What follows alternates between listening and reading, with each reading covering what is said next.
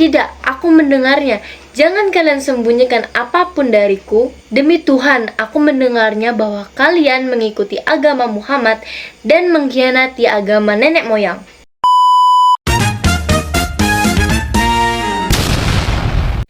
Assalamualaikum warahmatullahi wabarakatuh. Kembali lagi di History Channel bersama aku, Nabila. Terima kasih buat kalian yang udah klik video ini. Gimana kabar guys? Semoga selalu pada sehat ya. Di video kali ini aku akan menceritakan kisah menarik tentang dua sahabat Nabi yang dulunya sangat membenci Islam, akhirnya memeluk agama Islam. Oke, tanpa berlama-lama lagi, kita langsung masuk aja ke pembahasannya. Bagi yang kepo, simak sampai habis. Yang pertama, Umar bin Khattab. Umar bin Khattab lahir pada tahun 584 Masehi dari suku Bani Adi, bagian terhormat di kabilah Quraisy. Umar dikenal memiliki sifat kejam, bengis, dan suka mabuk-mabukan. Meskipun begitu, ia sangat dihormati oleh masyarakat Mekah karena keteguhan, pendirian, dan keberaniannya. Umar tipe orang yang sangat menghormati agama nenek moyang. Jika ada orang yang mengusir agamanya, ia tidak akan tinggal diam. Saat mengetahui ada agama baru di bawah pimpinan Nabi Muhammad, yaitu agama Islam, agama yang mengajak orang-orang Mekah untuk beriman kepada Allah Subhanahu wa Ta'ala dan meninggalkan penyembahan berhala, yang membuat Umar sangat murka. Ia tak segan-segan untuk menyiksa kaum muslim dan berniat untuk membunuh Nabi Muhammad. Karena bagi dia hanya itulah cara yang bisa menghentikan penyebaran agama Islam. Saat cuaca sangat panas, dengan penuh amarah Umar keluar rumah membawa pedang menuju tempat Rasulullah. Namun saat di perjalanan ia bertemu dengan Nu'aim bin Abdullah. Nu'aim bertanya, "Ya Umar, hendak kemana engkau?" "Aku ingin membunuh Muhammad yang telah memecah belah kita, menghina berhala-berhala kita, mengejek nenek moyang dan keturunan kita."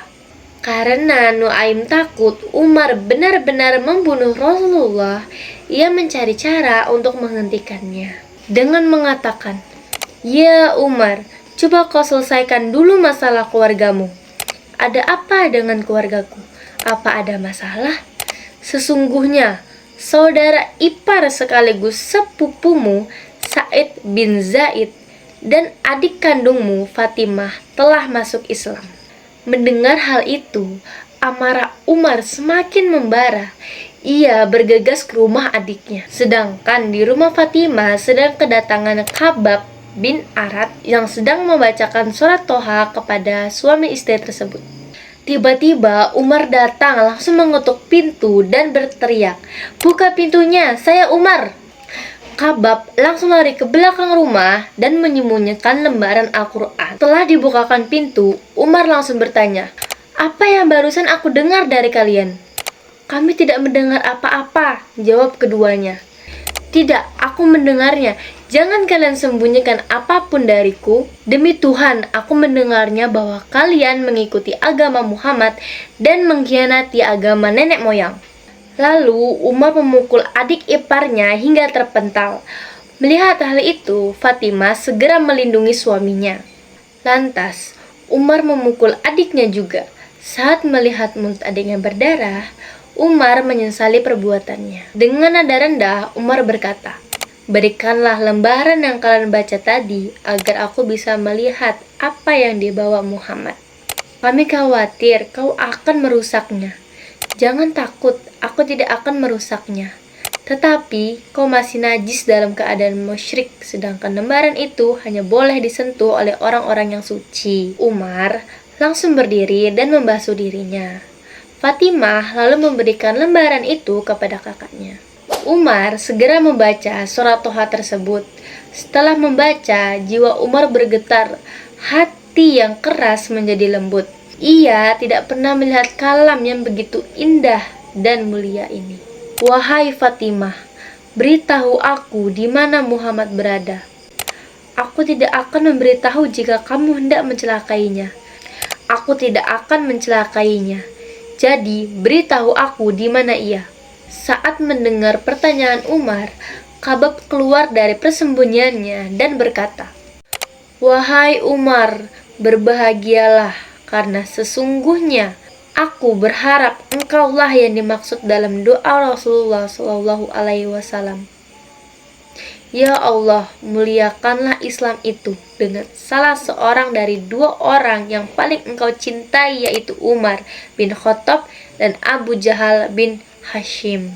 Beritahu aku di mana Muhammad, wahai Kabab, aku ingin menemuinya. Beliau berada di rumah Argam bersama sahabat-sahabatnya." Umar mengambil pedangnya dan bergegas ke rumah Argam. Setibanya di depan rumah, ia langsung mengetuk pintu. Mendengar suara Umar, tak ada satu sahabat pun yang berani membukakan pintu. Kemudian Hamzah, paman Rasulullah, bertanya, "Ada apa dengan kalian?" "Umar bin Khattab ada di luar, kami tak berani membukakan pintu." "Bukalah pintu untuknya. Jika ia berniat baik, kita akan membantunya. Jika dia datang dengan niat buruk, kita akan membunuhnya dengan pedangnya sendiri." Dibukalah pintu untuk Umar, lalu mereka membawanya ke hadapan Rasulullah. Dan Rasulullah bertanya, "Mengapa engkau ingin menemuiku, wahai Umar?" "Ya Muhammad, saya datang kemari ingin menemuimu. Saya berikrar bahwa tiada Tuhan selain Allah, dan engkau adalah utusannya. Saya juga mempercayai apa yang engkau bawa dari sisinya." Jawab Umar gemetaran dan menangis. Nabi Muhammad dan para sahabatnya mengucapkan takbir, Allahu Akbar. Di samping itu, saat Umar bin Khattab diangkat menjadi khalifah kedua setelah wafatnya Nabi Muhammad, Umar bin Khattab memberikan jasa besar terhadap peradaban agama Islam dengan melakukan ekspansi besar-besaran hingga kekuasaan Islam semakin luas. Umar bin Khattab wafat dibunuh oleh Abu Lu'lu' ketika menjadi imam sholat subuh. Yang kedua, Sumamah bin Utsal. Sumamah adalah salah seorang penguasa Arab pada zaman jahiliyah. Ia termasuk seorang pembesar Bani Hanifah yang terpandang. Ia juga seorang raja dari Yamamah yang setiap perintahnya harus ditaati. Ketika itu Rasulullah mengirim surat kepada Sumamah yang mengajaknya untuk memeluk Islam. Namun Sumamah begitu angkuh menolak secara terang-terangan ajakan Nabi. Bahkan ia berniat untuk membunuh Rasulullah agar dakwah Islam terkubur bersama dengan penyerunya. Sumamah telah menabuh genderang perang kepada Rasulullah dengan menangkap beberapa kaum muslimin dan membunuhnya. Atas kejadian ini, Rasulullah sampai mengumumkan bahwa darah Sumamah halal bagi kaum muslim. Ketika Sumamah berniat umroh, kemudian tawaf dan menyembelih kurban untuk berhalanya, tak disangka saat perjalanannya di sekitar Madinah, Sumamah tertangkap oleh kaum muslimin. Mereka tidak mengetahui bahwa yang mereka tangkap adalah seorang raja. Mereka hanya membawanya ke Madinah dan mengikatnya di tiang masjid. Melihat hal itu, Rasulullah tersenyum dan berkata, "Wahai sahabat, apakah kalian tahu dari golongan manakah dan siapakah orang yang kalian bawa ini?" Para sahabatnya menjawab, tak ada satupun dari mereka yang mengetahui bahkan mengenalnya. Rasulullah berkata lagi, "Orang itu adalah kepala suku yang selalu memerangi kita. Namanya Sumamah dari Sayyid Bani Hanif." Sontak para sahabatnya terkejut dan berkata, "Jadi inilah buronan yang banyak mengganggu umat Islam di Madinah."